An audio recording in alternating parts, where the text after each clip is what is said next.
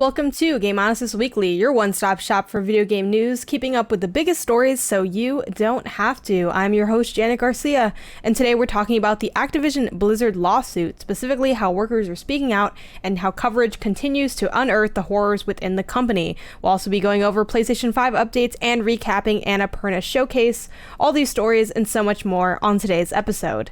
I do want to mention at the top of this that I will not be publishing an episode next week. I will be taking a week off. I'm trying to take these weeks off every 3 to 4 months, ideally, just to give myself a break. Hopefully before I need it. I do think I got to the point where I very much need this break. So, maybe the timing wasn't as ideal as it could have been, but hang tight. Again, we won't have an episode next week, but we will have one the week after that. And in relation to the Activision Blizzard story, which continues to develop, I would probably end up going back and aggregating all of that to make an updated timeline. Normally, I don't cover stories that dropped while I was out, but this is such a big deal, and I'm sure we're going to be hearing a lot more. And I think it's important that we try to have as thorough of a timeline as we can within the context of, the length of the show and all the other challenges that make it maybe less detailed than it potentially can be. We'll be starting with the biggest story, which once again is updates from Activision Blizzard. Now, there has been so much information that has come out in the past week after the lawsuit dropped. If you missed it, check last week's episode, which talks about the details of that lawsuit. And since then, there's been just a plethora of things, from people speaking out to updates or lack of updates on games to, people releasing statements, apologizing for those statements they released. Then meanwhile, all of this different reporting is coming out from different outlets who are digging into the details of the things that were touched on the lawsuit and hearing from staff members, both current and previous. And it's just been a bunch of stuff to the point where, I was gathering stories for this, and I just kept finding more and more. And I got to the point where I just decided to look up, who has documented some form of timelines. But even across those timelines, there's so much variety because, depending on how many details you want to include, every timeline that I found had different articles. Most of them hit the same main ones. So I'm going to hopefully cover the biggest stories that have come out of this past week in relation to Activision Blizzard, but I'm sure there will be, small things that I'll inherently miss because there's just so much coming out of everything all the time.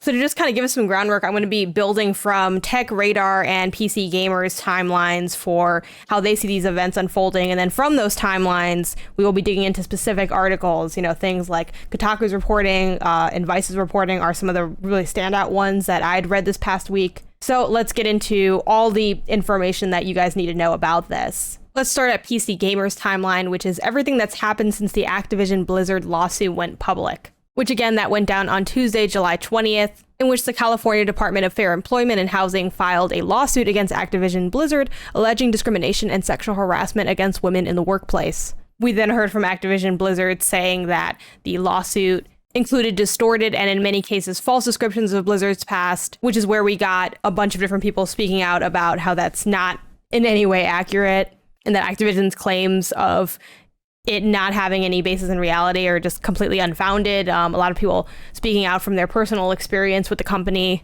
And of course, through this, a lot of people started digging into, what is the culture at Blizzard. One thing that went really viral around the gaming space on Twitter was a video from BlizzCon 2010, where a woman asked about the possibility of getting less sexualized female characters, and to which the panel essentially laughs it off. And then jumping over to Tech Radar's coverage, their timeline's called Activision Blizzard Lawsuit, a timeline of key events and everything you need to know. So I'll be kind of combining these as needed. We have work on WoW stopping. World of Warcraft senior system designer Jeff Hamilton tweets that production on World of Warcraft has stopped as a result of the Activision lawsuit. He has a huge thread discussing this, and in that has this tweet: "I don't know what to do. I don't have all the answers. I can tell you almost no work is being done on World of Warcraft right now while this obscenity plays out. And that benefits nobody, not the players, not the developers, not the shareholders." The next day, Activision Blizzard employees signed an open letter supporting the lawsuit. And for this, I'll be reading from Tech Radar that writes, Bloomberg reports that more than 2,000 current and former Activision employees have signed an open letter calling the company's response to the lawsuit abhorrent and insulting. The full letter reads as follows.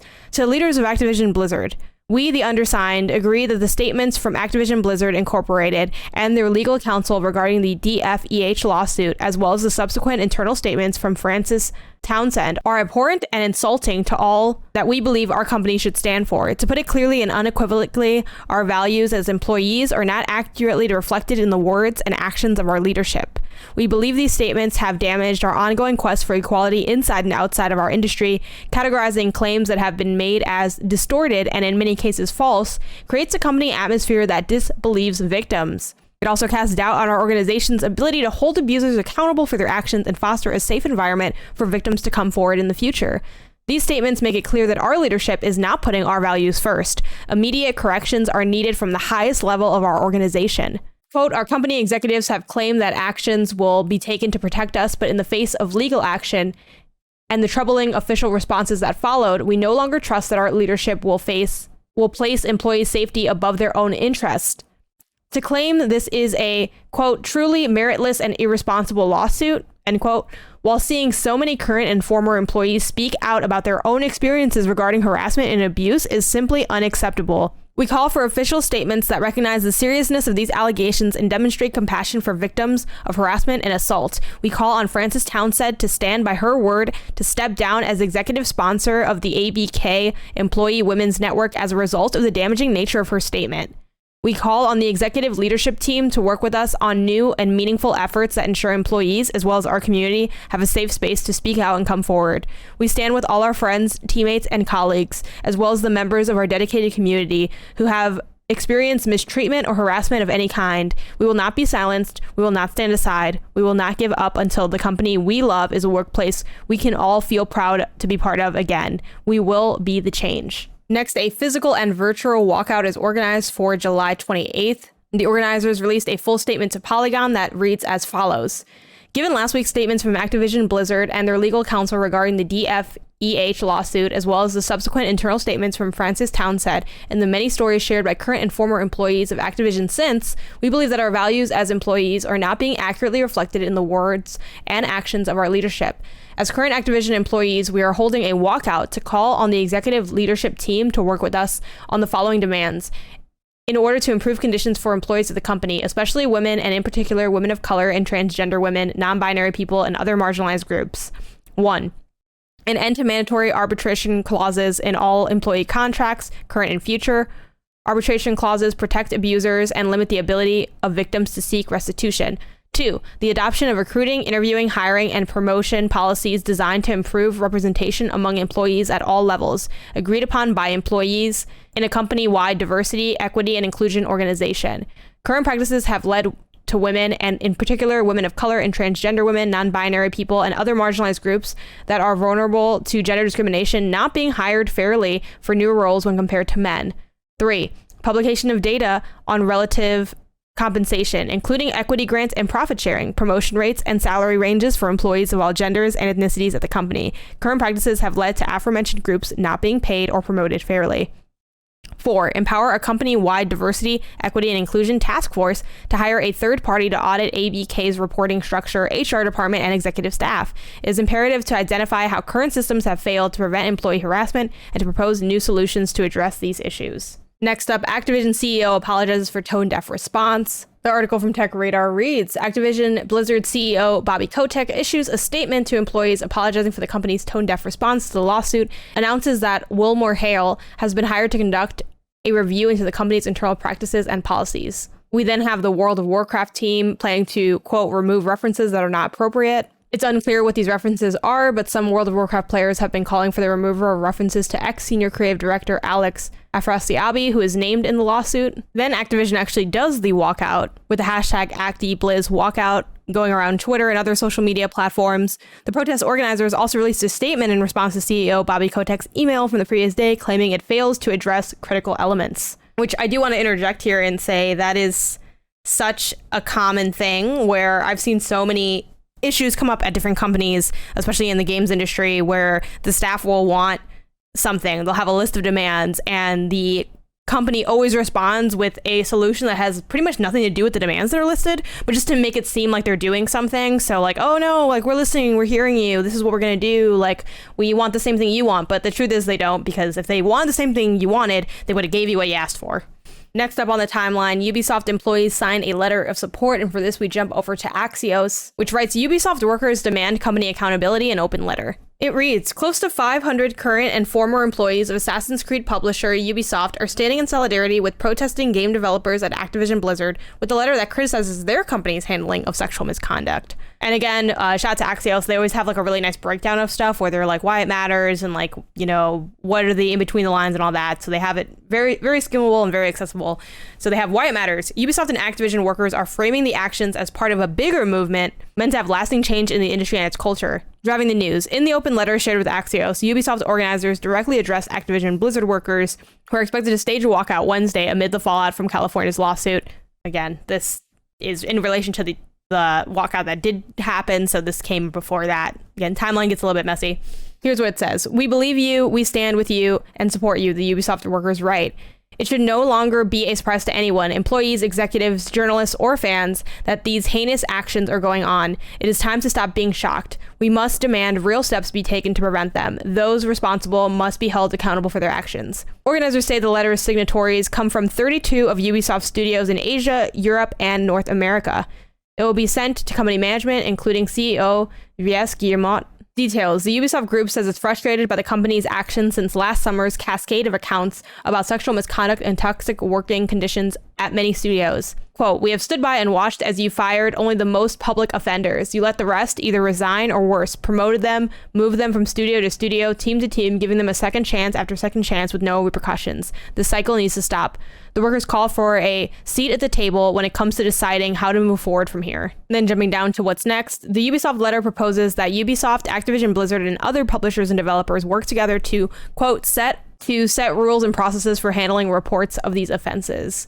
This collaboration must heavily involve employees in non-management positions and union representatives. This is essential to ensure that those who are directly affected by these behaviors are leading the change. In their own statement earlier Wednesday, Activision Blizzard workers said their walkout was not a one-time event that leaders can ignore. Instead, they described it as the beginning of an enduring movement in favor of better labor conditions for all employees. And amidst all of this, we jump over to some reporting done by Kotaku, which reads, Inside Blizzard's developers' infamous Bill Cosby suite. And again, I encourage you to read this piece in its entirety, but for brevity's sake, I'll be pulling from TechRadar's summary of this article, which reads, a Kotaku report shares further information on the Cosby suite mentioned in the lawsuit. Based on photographs and Facebook posts obtained by the publication, the report claims that people beyond Alex Afrasiabi were aware of the Cosby suite mentioned in the lawsuit. Kotaku reports that the Cosby Suite was the name given to Afrasiabi's BlizzCon 2013 hotel room, and the suite was a meeting place where many, including Afrasiabi, would pose with an actual portrait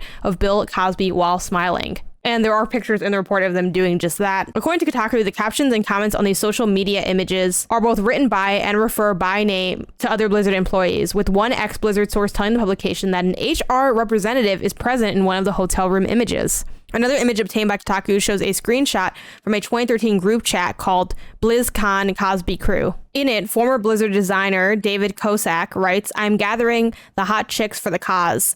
Kotaku reports. Bring 'em, replies Afrasiabi. You can't marry all of them, Alex, Kosak writes. I can, I'm Middle Eastern, responds Afrasiabi.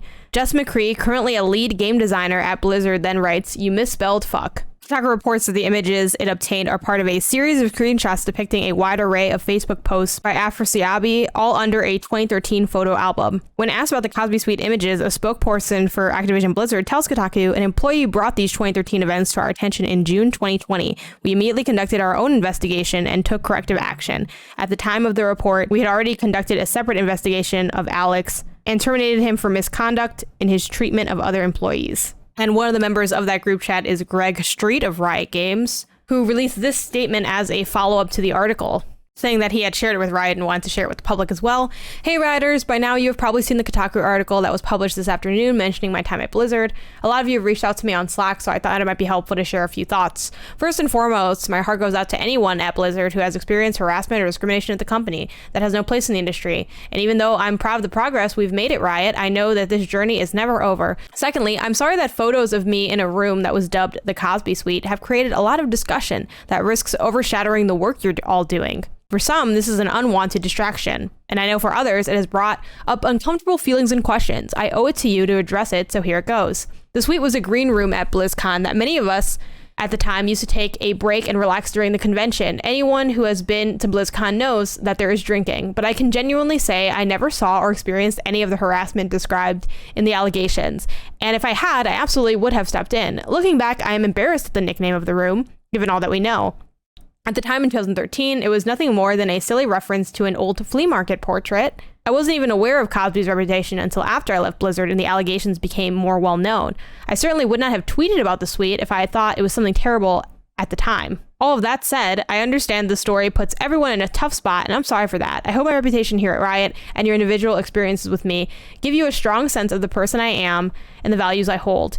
If any of you have any questions, I'm happy to chat one-on-one with you anytime. My door is open. So I almost didn't even share that part because I felt like, why am I going to give this statement any time of day? But I think it is important to note this statement because it has so many of the characteristics of why it can be hard to, I think, stamp out problematic stuff, abuse, just bad situations from people that do bad things or acknowledging the bad things that people do.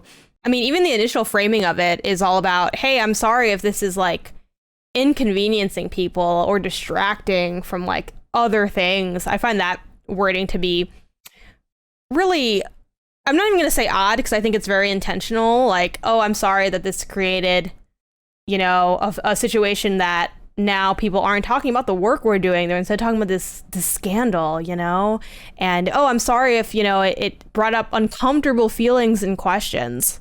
It's also very detached, I think, from the action, too. If we really start to break it down linguistically, I'm sorry that photos of me in a room that was called the Cosby Suite. You know, I spent a lot of time studying English. I have, you know, a degree in English and certification in secondary education from like my undergraduate degree. And I took a class called Grammar and the Politics of the English Language. And in that, we learned about, you know, just grammatical structures.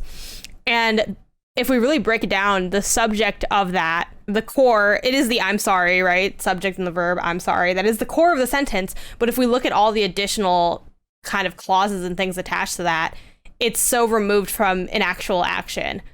I'm sorry, photos. Like, he's more apologizing for the photos having surfaced than the action that the photos were documenting. Like, the photos aren't the problem. The photos are just proof of what the problem is. It's like photos in a room that happen to be called, like, by the time we get to Cosby Suite and breaking down, I think the issues with it, it's so detached from the apology that they're almost not related at all, which I think is very intentional. I feel like him saying, looking back, I am embarrassed at the nickname of the room. I think embarrassment is a very particular choice of words as well.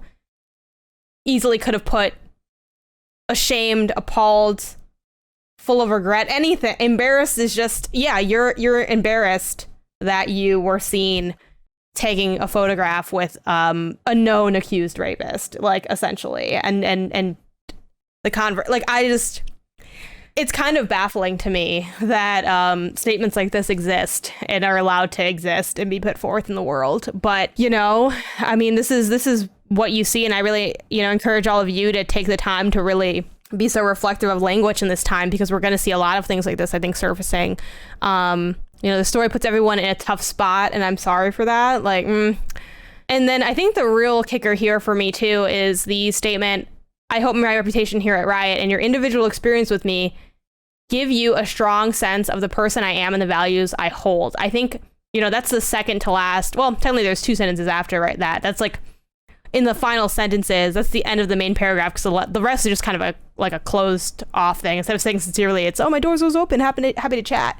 But that's so brilliantly evil, I think, to say. I hope that, you know, the fact that you know me, it kind of puts the onus on the people that are in Greg Street's life, personally and professionally, it's kind of saying, hey, this isn't who I am, but actually it is who you are because you did it. Like these actions are you.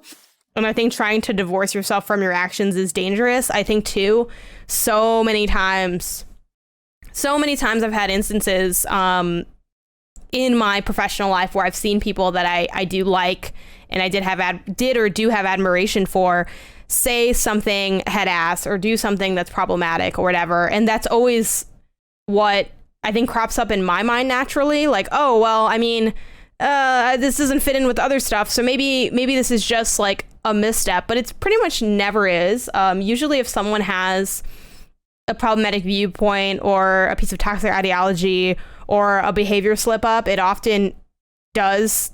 It is part of who they are. And I think we often do try to like rationalize it, and I think that's something natural that people have to fight through. So I think that having Street lean into that in the apology, it's like you're pushing people toward a viewpoint that they probably naturally have because that's how humans are. And it's very difficult, I think, for people to take people as whole people and not compartmentalize when it's convenient. Like, oh, now that it's bad information about you, I'm just going to act like this is totally an outlier and not part of who you are.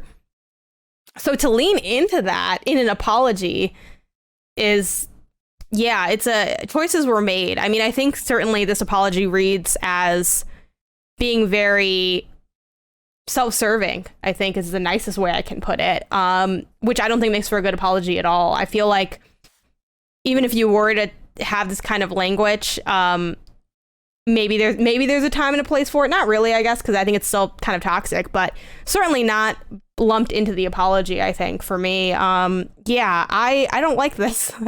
I hate everything about this apology. I think it's a non-apology, and I think it's really well written for what Greg wanted to get across, I think, but what Greg wanted to get across is not a viewpoint that I stand behind. So, but really start to, again, I encourage all of you to break down that language. Like, language is so powerful. It is the most powerful tool that we have in our arsenal, and is often it can be used for good or evil, and we've seen it used both ways. And I think it's really important to identify when it is used for heinous things. And especially in a statement like this, like that's so calculated, like this was probably went over with a fine tooth comb, if not just by Greg, probably by people in Greg's circle. I know certainly if I was putting out a statement of any level of seriousness or announcing or whatever, I have people read over my tweets and they're not nearly as important. So I think this is very, very carefully crafted for what Greg Street wanted to get across in this. And that's why I think it was worth kind of analyzing, because we're going to see a lot of this kind of speak from Activision Blizzard and from other people that are being outed by receipts of their own bad behavior historically. And I think it's really important that just because someone is polite doesn't mean that they're not up to some shady stuff and even being shady in the apologies. So I'm sure we're going to hear a lot of things that sound good from people, that sound like things that are like good to hear, but like, are they good to hear? Let's break down a little bit, I think. Still continuing on Tech Radar's timeline, shareholders investigate Activision Blizzard admits lawsuit. In a note shared on Business Wire, shareholders' rights firm Robbins LLP is investigating Activision Blizzard to determine whether Activision officers and directors violated the Securities Act of 1934 and breached their fiduciary duties to the company. Activision Blizzard shares have dropped by as much as 7% since the lawsuit was filed. Then we had Ubisoft CEO responding to the open letter. This was shared by Steven Tosillo, who says, statement from Ubisoft about the letter says it takes the letter and issues raised in it seriously. No specifics in terms of new actions. We've carefully read the letter signed by former and current Ubisoft employees. We have a deep respect for the engagement of our teams who are pushing for changes within our industry. We want to be very clear that we take this letter and the issues it raises very seriously. Over the past year, we have committed to engaging with our employees to enact fundamental changes. Many of these changes have been driven by internal feedback and insights shared by our teams, and we are grateful for this ongoing communication. Ubisoft has made significant and meaningful changes that seek to create a safe and inclusive work environment for all, and there is still more work to be done. We absolutely stand behind these efforts and the positive impacts they've had in our company culture, while also recognizing that we must continue to engage with our employees to ensure we are creating a workspace where they feel valued, supported, and most importantly, safe. The conversation between the company and employees went on With the most recent development being a new statement from Ubisoft workers reacting to the CEO's note. They list specifics they want the company to address and press to be more involved in reform. An initiative to reach out to company management personally is not the same as having a collective seat at the table. That's the other thing that companies do a lot too, and that's something that I also saw in Greg Street's language in his apology of, oh, like, reach out to me, the door's open, like, I'm open, we're open, let's talk, let's hear it. And it's like, that's not as good as you act like it is. And I feel like companies know it's not that good. It kind of reminds me, actually, something I remember from when I had taught is you could do something like, oh, you know, meet with me after class, or step to me after class if you want to do this like extra credit assignment, or if you want to like make up this whatever. And that's the easiest way for you to like not have to do whatever work that is. Like, I'm not saying that teachers that provide that are like evil or trying to like not provide their students with opportunities, but a lot of times those kids don't show up to that because like it's extra work for them. It could potentially also be like intimidating or inconvenient. And I think like, you know, at school it's a lot more innocuous because generally, you know, hopefully your teachers are there to actually like help you out. And when you show up, they will give you like your makeup work or whatever the thing is. But a lot of times like students wouldn't show up for that. Like, you know, no one's gonna show up to do that. Even the best students don't show up to do that. Like, it just isn't a thing that happens. And I feel like this is the same thing applied. Like, people aren't going to be showing up and even if they do, like, they're probably going to be met with, you know, some vague speak about it. And a lot of times companies will then say, oh, well, like, who feels this way? And when you try to say, oh, a lot of us feel this way, they're like, oh, well, who? Are you going to name names? And that's just kind of an uncomfortable situation to be in. So I don't really think I don't know anyone that's worked at any company where they're like, yeah, they said the door's open, so I went in and I booked some time, and I felt like we got something done. Like, the most they'll do is make you feel like you were heard, but them pretending like they hear you is different than them actually acting on anything. So, yeah, that whole, like, I think, you know, shots to the staff for calling that out, because that's such BS. That's never anything at all. That's also kind of the bare minimum. Every company lets you talk to like some of the bosses. Like, if you can't speak to your boss at all, like, that's an even bigger red flag. But just because you set up a one-on-one with me to hear like my complaints, like, that doesn't mean that you're actually doing anything to help me. It just means that you're like taking some time to like write down some notes that I don't even know if you're going to give to anybody else. Like, no, you can keep it. Back to the subject at hand. Here's a statement that they sent to management at Ubisoft. We want to say that we have read and acknowledged the public response and the message from Yes tonight. It seems, however, that the majority of our demands were sidelined and a few of our points have been addressed. We are aware that the company has made some improvements, and we are happy to hear that us and the leadership team agree that it is not enough. However, Ubisoft continues to protect and promote known offenders and their allies. We see management continuing to avoid this issue. It is also worth clarifying that an invitation to reach out to the company management personally is not the same as having a collective seat at the table. We look forward to a full response to all the issues we raise and all our demands. Stop promoting and moving offenders from studio to studio. We want a collective seat at the table, cross-industry collaboration to agree to set ground rules and processes that all studios should use to handle these offenses in the future. And this collaboration must heavily involve employees in non-management positions. And yeah, that's the tough thing too. When you're in these situations, it can be really intense and stressful to know like who you can even reach out to. Obviously, you know, you would think that your coworkers are on your team because they're your coworkers, but besides the fact that we all have different viewpoints on what we want from a workplace and what we're happy with and what we don't want to settle for and what we don't want to deal with, there's also that thing of, okay, well, as much as your manager may have your back, there's still management and team management, and they're on like, they have different concerns than you inherently because they have a different like tier in the ladder and they get a different check as a result. Like, they have more in common with your boss's boss and their boss's boss than with the employee, than with the entry-level employees coming in, than with the contract workers. Like, and obviously that, you know, that brings up, I'm sure, other challenges for, you know, the managers out there that do want to see improvement and change. It's like, yeah, but like, whose side are you really on? And that's an intense line of questioning and an intense issue to deal with. But I love that they point out that, hey, we want non-management people, because at the end of the day, management's on team management because that's their role. So yeah, there's just a lot going on from this, but I'm really happy to hear that they are standing firm on those things, because companies will like get away with. Not even just what you let them get away with. They'll get away with stuff you don't even let them get away with. So at least them trying to kind of hold their feet to the fire a bit with this is, I think, really important. And to point out, like, hey, we're not going to stand for your little, like, message that sounds nice, because it actually doesn't have any substance in it. And lastly, we're jumping back to PC Gamer's timeline, which mentions a few key reports that have also come out of this whole week, including the New York Times publishing an investigation into Activision Blizzard with newly public accounts of sexual harassment and discrimination.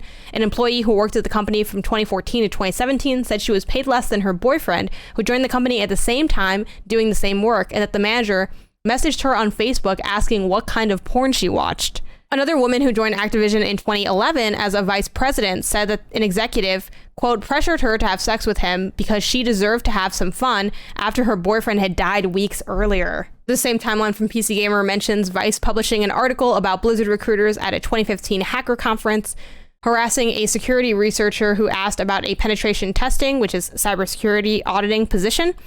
One of them asked me when was the last time I was personally penetrated, if I liked being penetrated, and how often I got penetrated, she said. On the same day, Waypoint writes about an Activision Blizzard IT worker at the company's Minnesota office who installed spy cameras in the unisex bathroom. He pleaded guilty in 2018 to interference with privacy.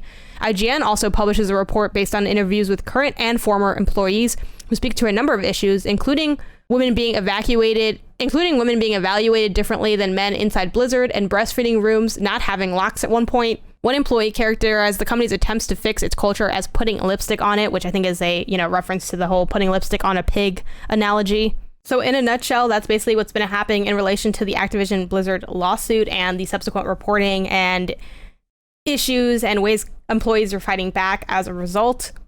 And again, we will continue to keep up with this as it develops. As I mentioned last week, the PlayDate went up for its pre-orders, and according to TechCrunch, Panic sold 20,000 PlayDate handhelds in under 20 minutes. That means you had to be in that first round, that 20 minutes after it launched, to be able to get the first batch, which is going to release in 2021, and the next batch is going to release in 2022 at the earliest. And again, the PlayDate does not sell out, so if you still want one, your order probably won't ship till 2022, again, because of them selling out of that first 20,000. But you can still pre-order it even now as I'm recording this and posting this up. Again, the PlayDate is $179 USD. You can get the PlayDate with the cover for $199. And then, of course, you can also just buy the cover separately. And if you do end up changing your mind, you can cancel any time for a full refund. Only available to select countries in general. And you do come automatically with a 1-year warranty for any defects or issues with the hardware. So congrats to that team, and I'm so excited to get my PlayDate. And now for some updates related to the PlayStation 5. The PS5 beta software lets users upgrade their internal SSD storage, with the caveat that the PS5 has some very specific SSD requirements. This comes over from Polygon. That says a beta version of PS5's next system software update, version 2.0, is now rolling out to select PlayStation users who have previously opted into Sony's beta test program in the US, Canada, Japan, UK, Germany, and France. Beta users can test M.2 SSD storage expansion on PS5, which will bolster the console's built-in internal storage of 825 gigabytes. On Thursday, Sony Interactive Entertainment published specifications and installation instructions on their websites. The users will be able to add 250 gigabytes and 4 terabytes of storage to the PS5. Otherwise, Sony's requirements appear highly specific. They then break it all down with like the cooling structure, the sequential read speed, the module width, the form factor, the socket type, the total size, including the cooling structure, the length, the width, the height. The article then reads, while these specifications are rather limiting, tech sites like Digital Foundry, shop Digital Foundry forever, have been able to put together a list of the best PlayStation 5 compatible SSDs. It's worth noting that Sony warns players in its announcement that features could get pulled from the update, meaning that users could have to uninstall their secondary SSD before the update launches publicly. There's also some quality of life improvements coming in the update. Players in the beta can activate a new 3D audio setting specifically designed for TV speakers. The system will use the DualSense's controller built-in microphone to map out the room's acoustics, enhancing the sound without any surrounding sound equipment. The scrolling game library for the PS5 will get clearer with the new update, separating PS4 and PS5 installs of the same game, which should reduce some of the confusion that comes with upgrading game versions.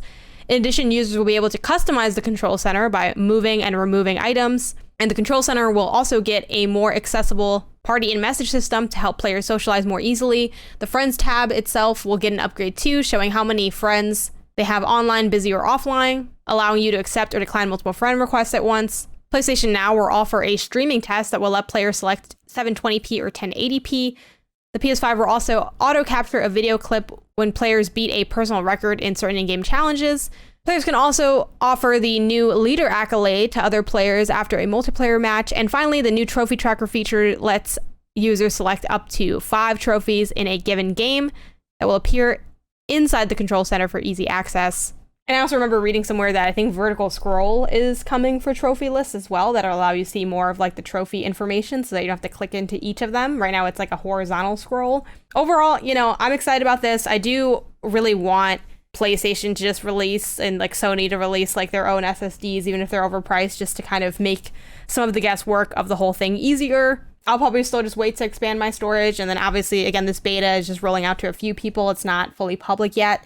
So I'm sure we'll get like more updates when this actually goes public. But I'm really excited to see how the PlayStation 5 progresses in terms of its design and its UI and its quality of life things. Like, I'm so excited to see what is the PlayStation 5 experience by the end of its life cycle versus the one we got at launch.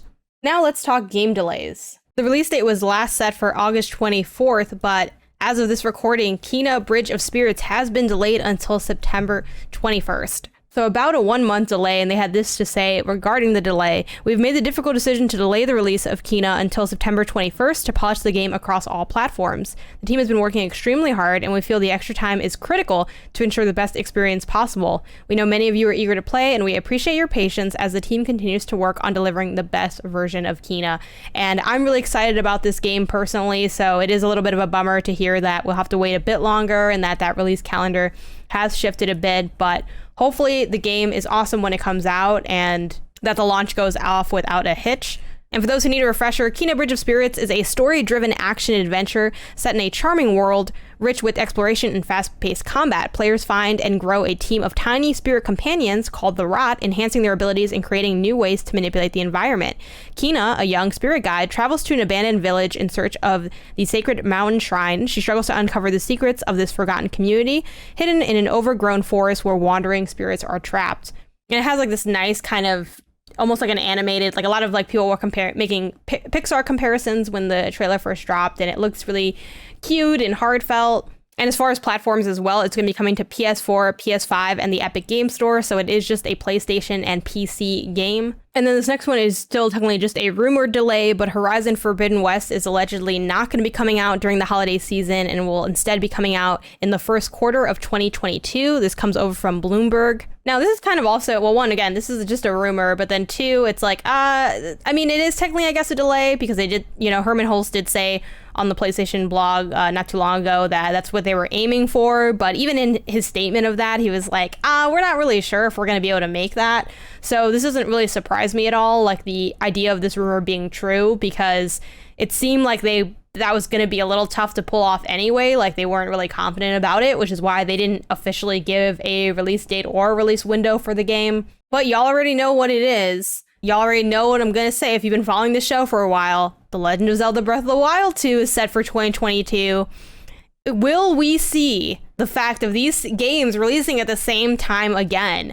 I don't want it to happen from a attention and work standpoint, because there are going to be two really massive games, and the whole reason I missed Horizon the first time around is because Breath of the Wild was out, and I don't want this to get eclipsed, but at the same time, man, what a joke life is, the fact that this is the timing of it is just wild to think about. So it does seem like we are getting closer to that reality, which I think is proof that we are living in a simulation, and not a very good one at that. I feel like this is such a cliche for the simulation to play this out. But, I don't know. It is what it is. So we'll see when and if we'll get official confirmation of Horizon's actual release window and maybe even its release date. Now let's recap Annapurna Interactive's showcase. And I'll just be scrubbing through the footage and talking about what was shown off, but I'll also be pulling from Fanbyte's roundup, because it's consistently been my favorite roundup, written by Imran Khan. Shout out to him and shout out to Fanbyte. I just really like how they break down the showcase, because it's almost always chronological and it's bullet pointed and it's very simple.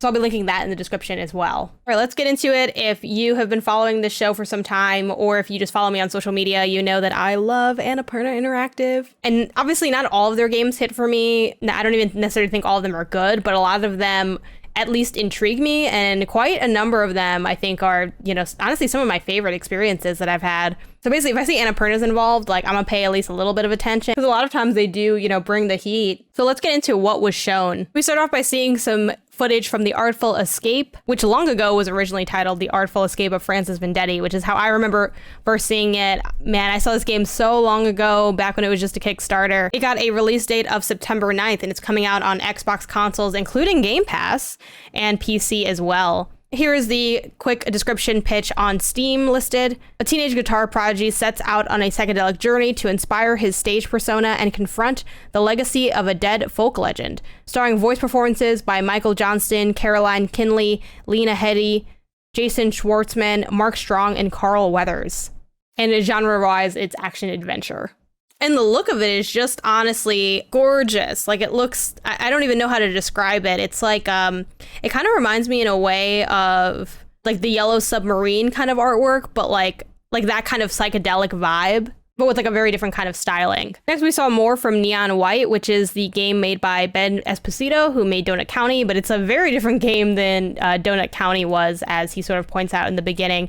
And the big deal here is we just saw more of how the gameplay actually functions. And Neon White is described as a lightning-fast first-person action platformer set beyond the pearly gates of heaven. Art direction-wise, it looks a lot like Paradise Killer. And then gameplay-wise, it kind of reminds me of Ghost Runner, and of course that draws comparisons of Mirror's Edge. But what's really interesting is like the card angle it has to it. Like essentially you have like these cards that give you like different abilities and powers, and the cards are only good per level, so you're really encouraged to use them. And something else they brought up in this showcase is that it'll have like some visual novel dating sim elements as well.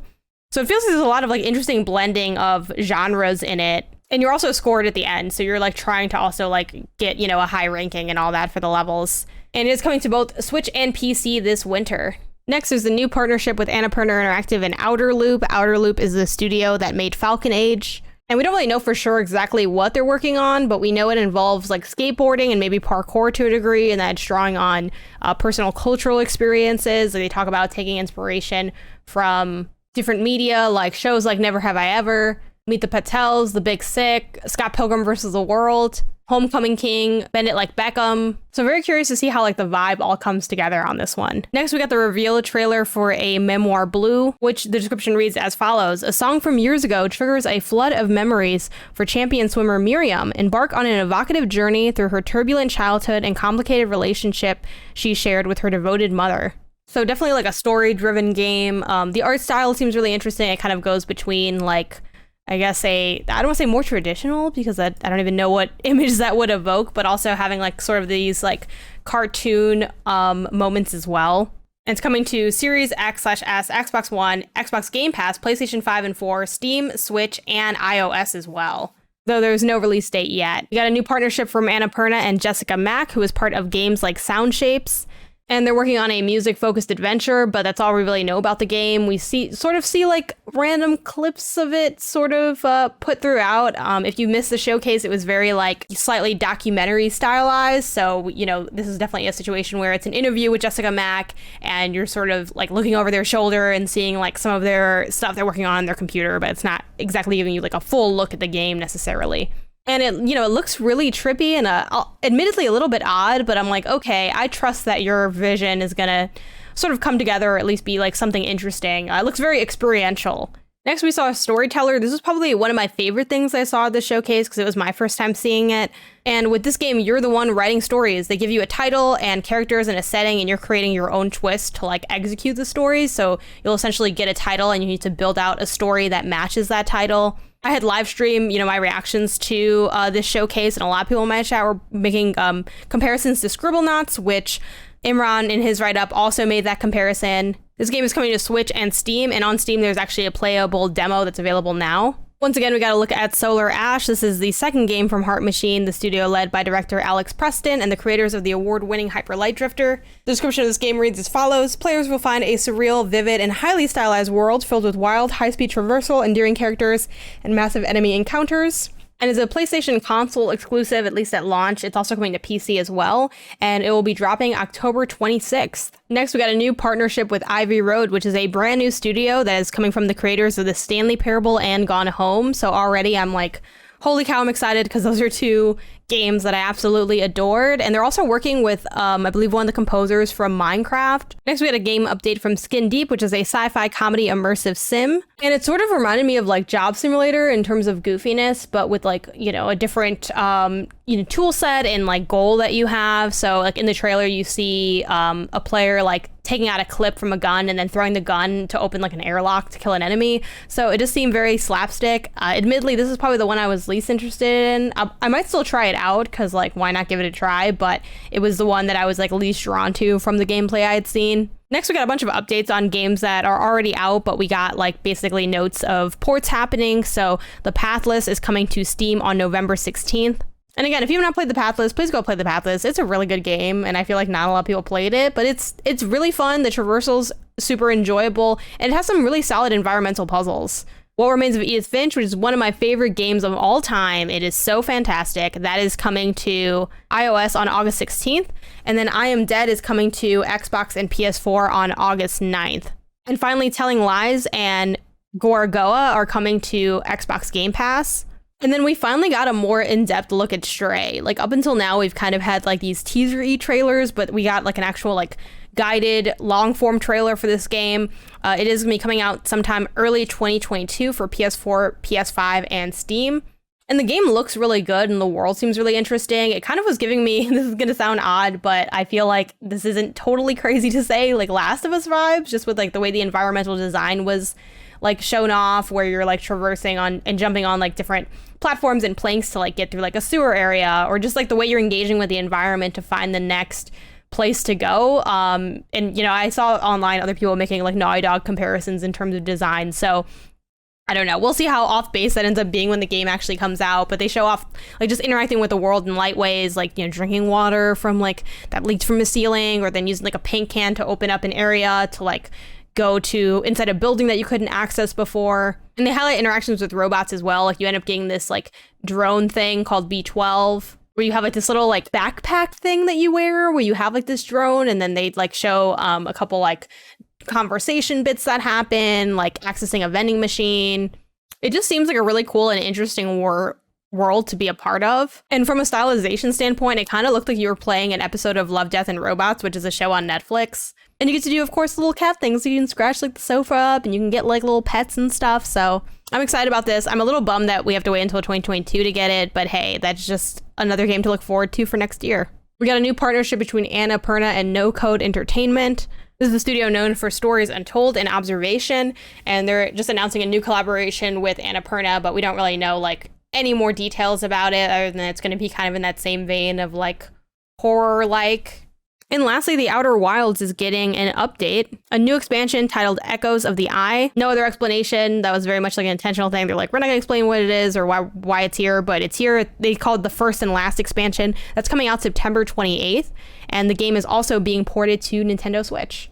And those are all the stories we have for this week. Thank you so much for watching on youtube.com/Gameonysus. Be sure to like, subscribe, tap the bell, and leave a comment. And for listening on podcast services, make sure you're subscribed and leave a review if possible, because it helps the show a whole lot. And as always, a huge thank you to my patrons over on Patreon. You too can join at patreon.com/Gameonysus. We have rewards as low as the $1 all the way up to the $25 tier. And as always, I will see y'all here next time. Bye.